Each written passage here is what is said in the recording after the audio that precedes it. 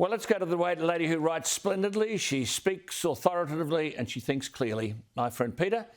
Thank you, Peta, as always, for your time. Now, look, Barnaby Joyce, I guess you watched Question Time.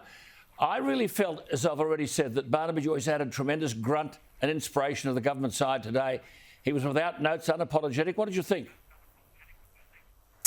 I thought it was interesting. He knows his opponent and he knows how to take on his opponent. You and I have both been in the chamber in Question Time. For people at home that haven't, perhaps even have only ever watched it on television or in the stands and the upper galleries, it's incredibly noisy down there, and politicians will talk tough about the other side on Sky News, but when you get there and you really are toe-to-toe with them, it takes a lot of guts to really take the fight up to them in the chamber, and he didn't take a backward step. Now, he's been out of that front line. He hasn't even been a minister for the last 6 years. They tried the female questions, allegations about women and all of those things. But I thought, to be honest, after they had a crack at it early on, Labor's attack went pretty flat. And I thought Barnaby really ran and stole Question Time. Yeah, I agree with you entirely. And I thought the government looked really strong today while Barnaby Joyce was at the dispatch box. And you could see that in the body language of the people behind him.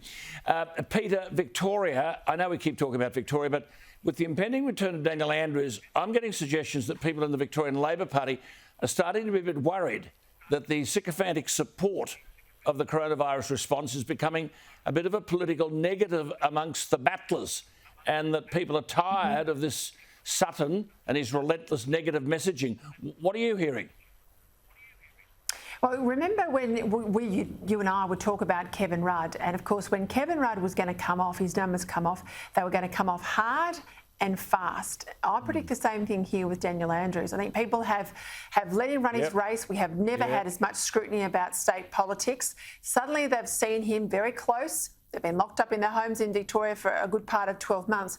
They've seen him, and I think they're disappointed with how he's playing the game. They're looking north to Gladys Berejiklian and looking at a premier who's got it under control, who's keeping kids in school and the economy open. And Victorians, in between these periods of lockdown, are escaping. They're literally packing up their homes, selling, and they don't plan on coming back. I think that's bearing out in the recent polling. Now, the polling for Andrews is poor. Labor's really starting to feel the impacts, I think, on a really tough 12 months. Not a lot of gains, however, for the Liberal leader. Some movement towards the Liberal Party, the opposition, but I don't think not enough strength there for Michael O'Brien. I think he would probably want to see better numbers than that. I think ordinary Australians, ordinary Victorians are starting to vote with their feet and leave the state. Yeah, that's the unfortunate truth. I mean, obviously, as I've said, are there enough Labor-leaning professionals, school teachers, public servants, all these people who know nothing about job insecurity during the lockdown? Are there enough of them, do you think, to keep Andrews in power? Because small business and workers have been smashed. They have. I mean, the statistics out recently, about $1,400 was lost for those in the private sector, workers in the private sector last year. If you're a public servant, though, your wage increased by $1,500. Victoria has very dominant public sector workforce, very dominant public sector unions, and Andrews is smart. I mean, he's one of the best political operators I've seen. He spends a huge amount of taxpayer money, upwards of around $400,000, to supplement his social media campaign. I mean, he has the highest Facebook penetration, up around 900,000 of any leader, more than the Prime Minister.